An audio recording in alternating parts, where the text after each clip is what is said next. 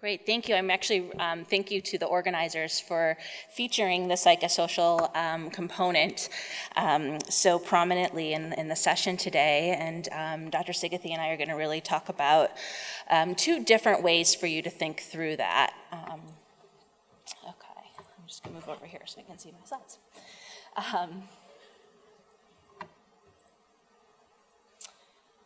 Okay, so the first sort of, Dr. Szigethy is going to talk a little bit about some of the really common things that we see that are commonly comorbid in IBD, depression, anxiety. But I want us to really start by thinking about some of these earlier characteristics and how we might be able to work on those early psychosocial factors that might, as Dr. Siegel was just talking about, influence patient activation and see some of those outcomes before we have psychiatric problems. So just to start with a case example, these are patients that I just saw in my clinic as recently as last week. So we have one patient who's clearly having a stress response to her inflammatory bowel disease. She's 44, she's a college professor. She was recently diagnosed with ulcerative proctitis, is on rectal therapies, which are working great for her, but she's really angry that this happened to her. She describes the enemas that she's using as disgusting and as poorly adherent. She sort of uses them maybe every other night or what have you. And the doctors have to do better than this. They just don't understand this disease. And she's seeing me because she heard that I have a protocol focused on preventing disease flares. And she says to me when she comes in that I cannot go through this again. I will not have another flare. This is unacceptable. Now consider an alternative response. We all have these patients who, no matter what has gone on with them, terrible perianal disease, stricture, abscess, C. diff, hospitalizations, are still out there working full-time, managing their lives, engaging with their families, and maybe they are seeking some psychological support just to improve their quality of life despite having severe disease, just to have somebody to talk to buffer them against some of the common stressors.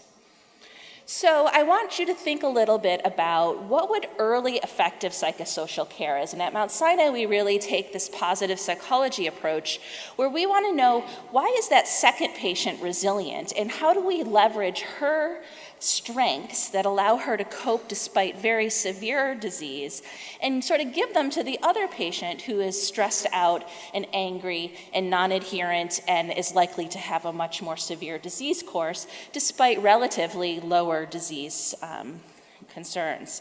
So early psychological targets that we focus on, and I'm going to talk briefly about each of these, are disease acceptance. And this sort of goes along with Dr. Siegel's view of activation, right? In order to activate care, you need to be able to accept your disease. Social support from family and friends, resilience, self-confidence, and self-regulation. So first, if you look at acceptance of the disease, one must be able to accept that they have a chronic lifelong disease, and that may something that they have to self-manage over their lifetime. They may not approve of that, but they must accept it. And that is an early interventional target that we can really work on, because if they do not accept it, then we're going to see much longer course of disease being activated. And so this was an early study that we did where we basically demonstrated that the more a patient accepted their disease, the more likely they were able to engage in all those activated tasks, the self-management of their disease. They were able to adjust to the changing demands of the disease and sort of roll with the punches and help their doctors and participate in shared decision-making. The other component that many of us focus a lot on is whether a patient has adequate social support.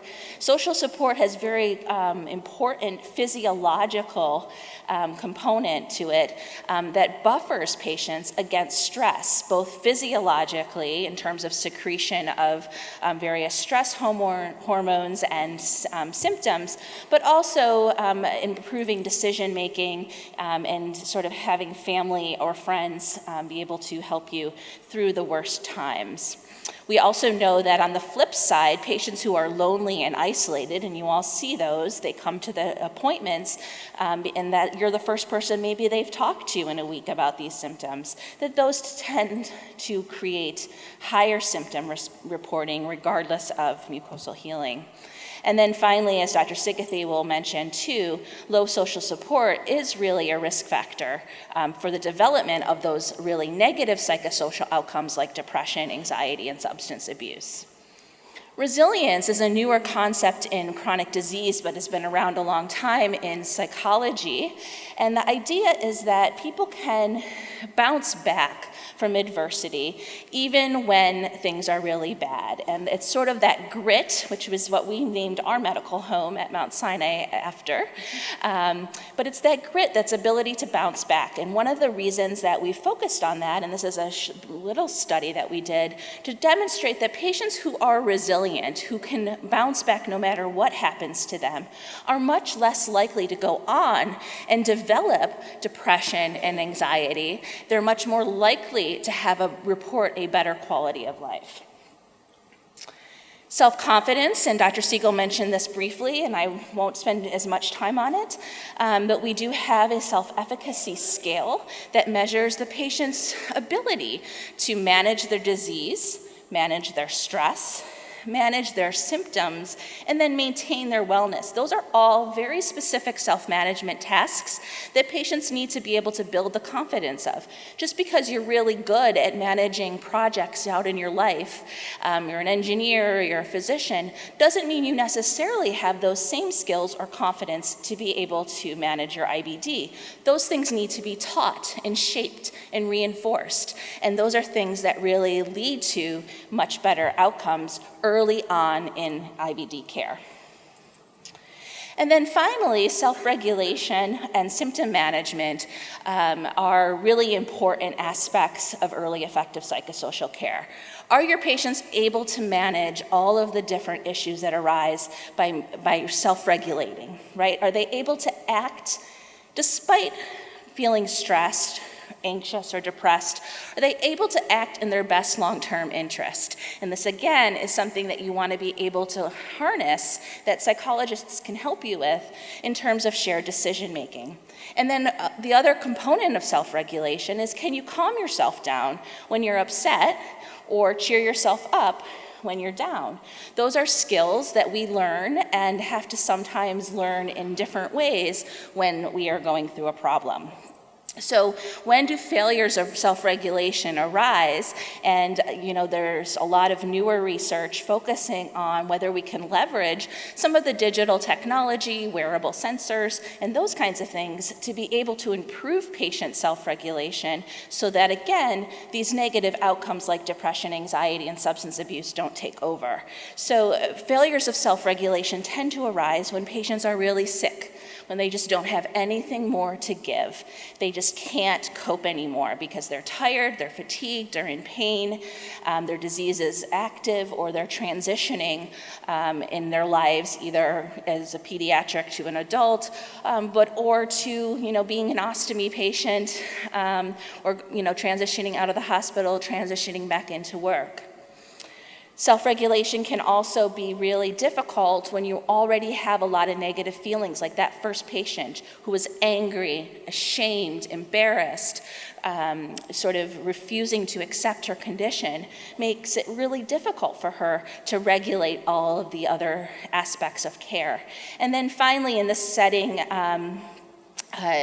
of perceived reward, right? And we often do this. We give the patients the steroids, we give them the opioids, and it's easier for them to go to that model than it is for them to learn how to self-regulate. And so that's another area where we can provide earlier, effective psychosocial care before it leads to negative outcomes. Now, Dr. Szigethy is going to talk about, though, what happens when we have sort of failed in this earlier stage and have to move on into more traditional psychiatric care. Thank you.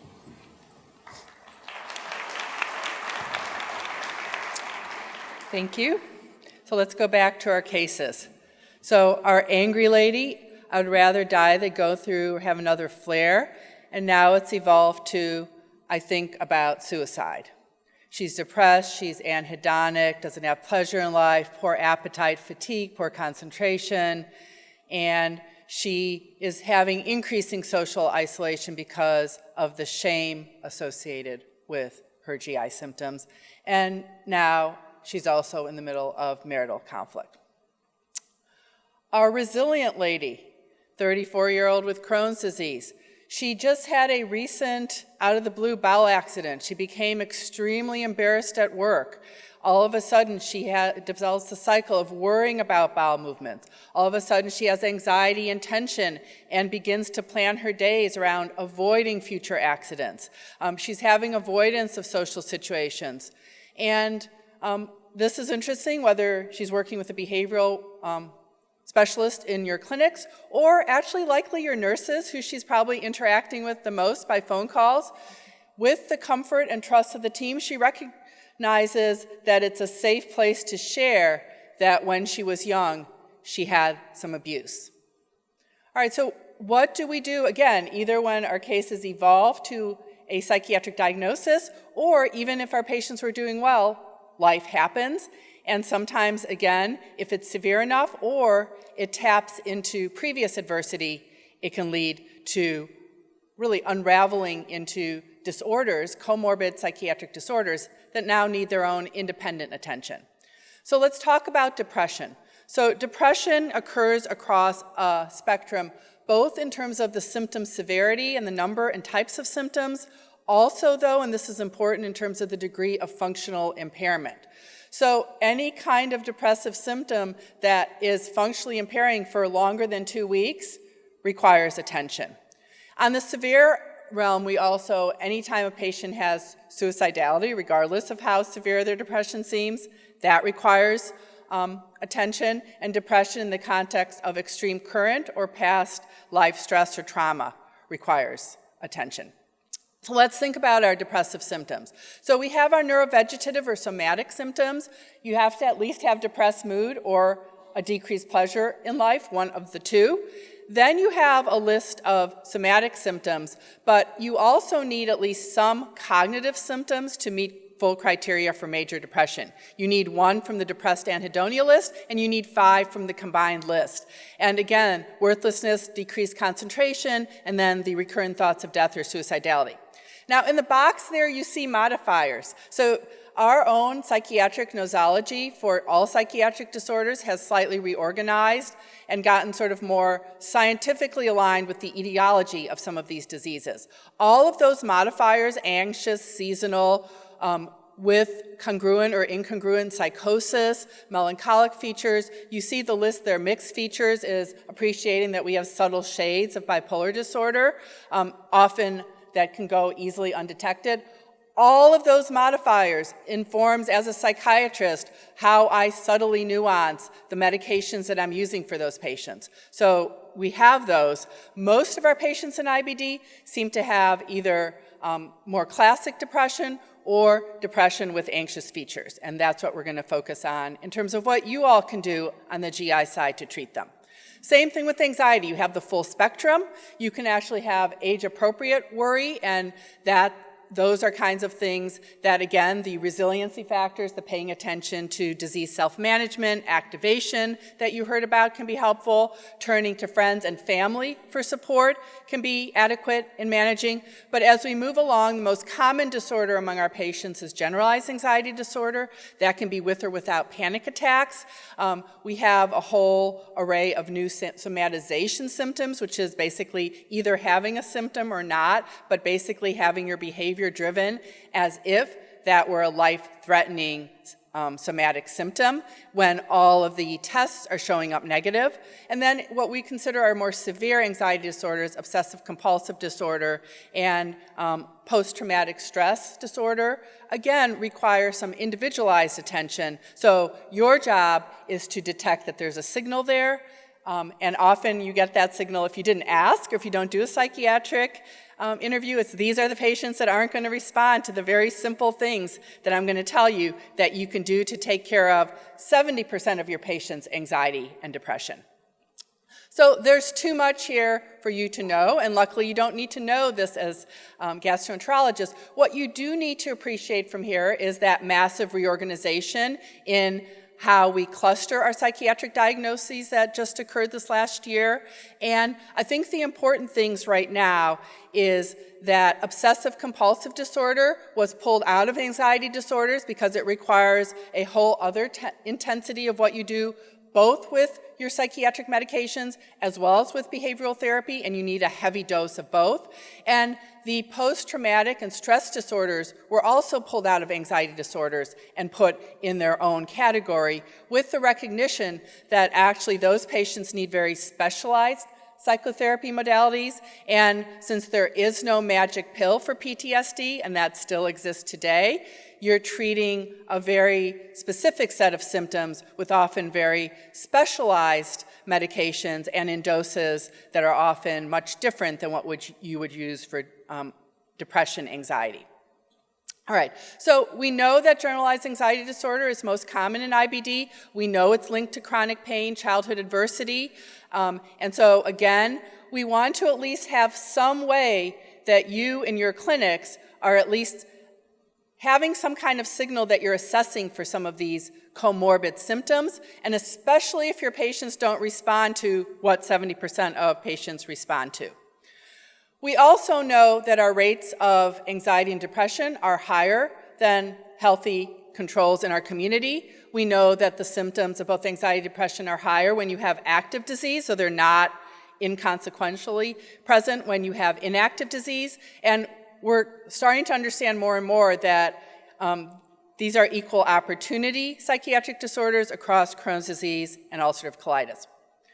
Now, when you have anxious and depressed patients, if there's no other reason that you start caring more about these than perhaps you can in a busy clinic, it's because they amplify all of the negatives. So whether there is or isn't a physiologic stimulus from a disease process, their perception is going to be more negative, and that's going to lead to more suffering, and they're going to be less adherent, and they're not going to respond as well to treatments, even if they are adherent. So we don't have time, obviously, to cover the most studied modalities in our IBD patients. Cognitive behavioral therapy, it's current, it's focused on the present, and it's really problem-solving techniques. Hypnosis has a growing evidence base, as well as mindfulness, meditation. Both hypnosis and mindfulness are really helping people take what they can control, and that's the present moment, and allowing them to learn coping strategies to keep them more pleasantly in the present moment so that they can be distracted from their symptoms or other ways that they're suffering. Now, these modalities do not require a specialized mental health provider. Increasingly, they don't even require a social worker. More and more programs are out there training up nurses, nurse practitioners in these modalities, and actually anybody who's good with patients naturally problem solves with them, so it's making them expert in that skill. And also, there's a whole array of digital tools out there, really good, accessible behavioral apps and programs that are integrated with coaches, and I think Dr. Cross will be telling you about those. So now let's move in the last few minutes to talk about what you can do medication-wise. So these are the medications that have, in some way, shape, or form, been studied in IBD. Now, no major randomized controlled trials, so we've got to take what we have. And tricyclics have been most studied in treatment of residual GI symptoms and predominantly pain. The SSRIs, and really all of them have been looked at in different ways, have been shown to have effects, positive effects on anxiety and depression. The SNRI duloxetine has been studied, and it has shown a associative effect of decreasing anxiety, depression, and the patients who had duloxetine had reduced disease activity. And then others like bupropion and phenelzine, an MAOI inhibitor, have been shown, again, to reduce depression, and at least those patients had a reduction in disease activity.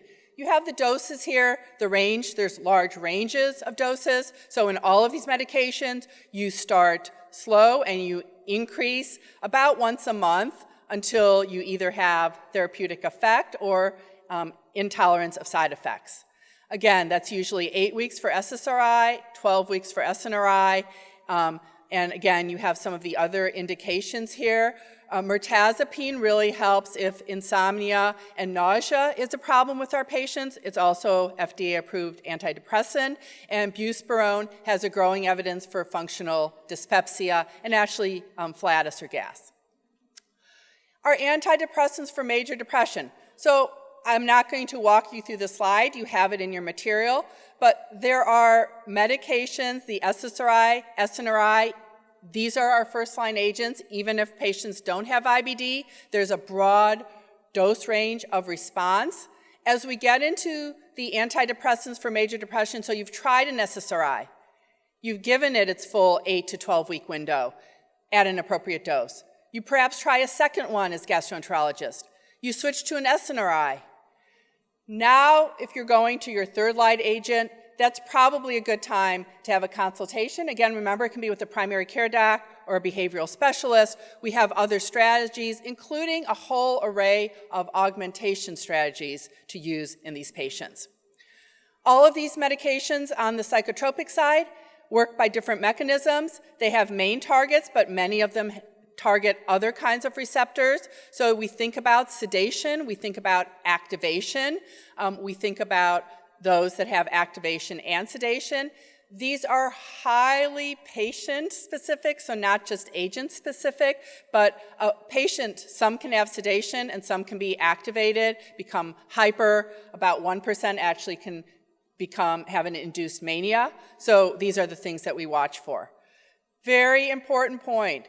Because you have receptor sensitivity with the introduction of these drugs in the brain, side effects are going to occur before therapeutic effects. So you've got to set patient expectancy that they're going to have side effects with SSRIs and SNRI, mainly nuisance side effects, so nothing dangerous, but side effects that are going to last a good 2 to 3 weeks, and before they might see any therapeutic effect, which again happens maximally at 8 to 12 weeks.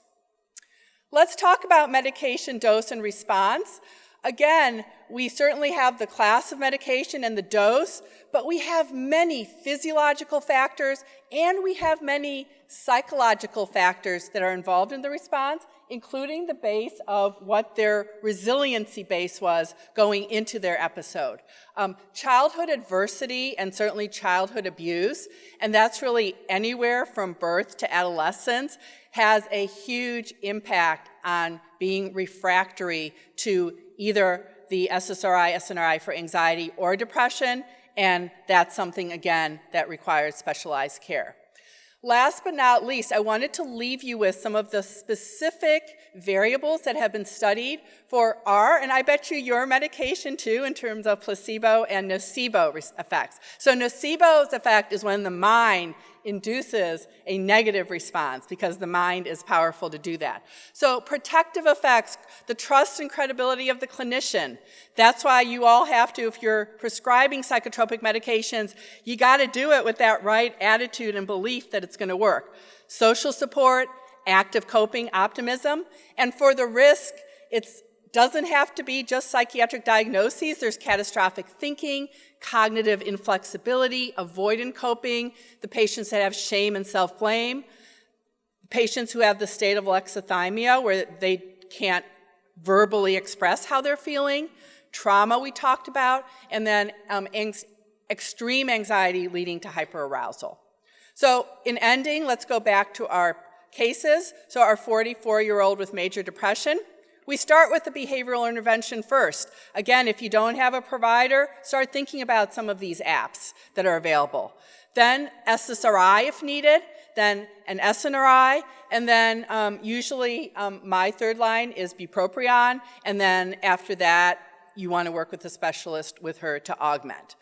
With our patient with, let's just say she just had the generalized anxiety disorder, behavioral intervention first, Sleep hygiene, you can do a lot of good by helping people become better at managing sleep. 8 hours a night is what's recommended. Then an SSRI, perhaps supplementing with a very short-term benzodiazepine until the SSRI becomes therapeutic. That's if they don't have an addiction history, an SNRI a third line, and then again thinking about referral. So again, hopefully leaving you with the idea that there is a lot that you can do even without behavioral specialists as part of your team, hopefully some new things to think about, and then hopefully thinking about how you get that care to the patients that need it when what you are doing isn't working.